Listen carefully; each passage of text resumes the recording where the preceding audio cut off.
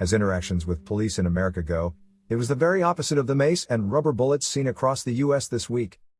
In Flint, Michigan, protesters urged officers to take their side as they demonstrated against the police brutality which led to the death of George Floyd in Minneapolis on Monday. One local sheriff decided to take them up on the offer. "These cops love you, so you tell us what we need to do," Sheriff Chris Swanson told the crowd. "Walk with us," came the response from the crowd, in footage which has since gone viral online. "Let's go," Sheriff Swanson said. "We'll walk all night." As protests rage in cities spanning the country, encounters such as the one in Michigan have shone a light on the wildly different tactics used by America's police forces. In Minneapolis, where the protests began after a white police officer was filmed pinning Mr. Floyd to the ground until he became immobile, police initially chose not to engage with protesters. But as violence and looting swept through the city, more than 4,000 National Guard members were mobilized and armored vehicles were deployed to disperse the crowds.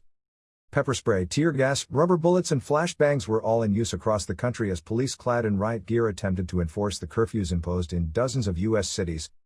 In Louisville, Kentucky, one man was killed after police officers and National Guard troops began firing into a crowd.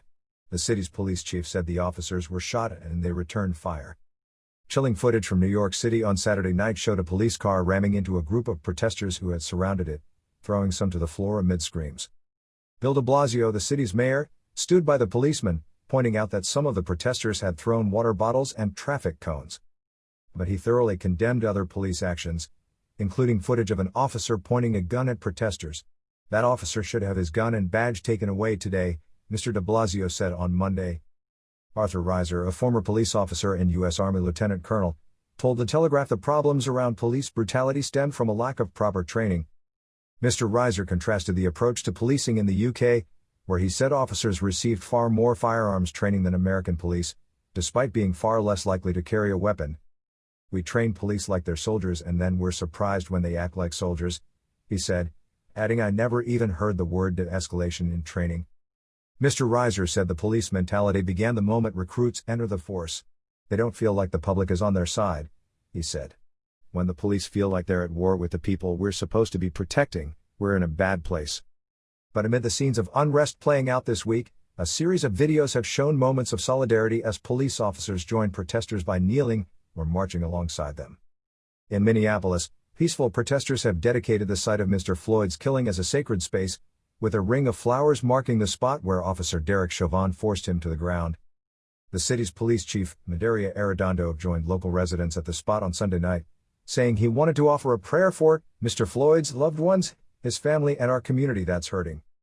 Chief Arredondo removed his police cap as he addressed the Floyd family directly, saying, "I am absolutely devastatingly sorry for their loss, and if I could do anything to bring Mr. Floyd back, I would move heaven and earth to do that." Meanwhile in New York City, crowds erupted into cheers as officers knelt alongside the protesters. One officer raised his fist to the sky before standing up to hug a demonstrator. The scene was replicated in Seattle, where officers bent their knees and raised their fists in a show of camaraderie. Back in Flint, Michigan, Sheriff Swanson told the crowd, "Don't think for a second that Officer Chauvin represents who these cops are from all over the county and around the nation. It appears he is right.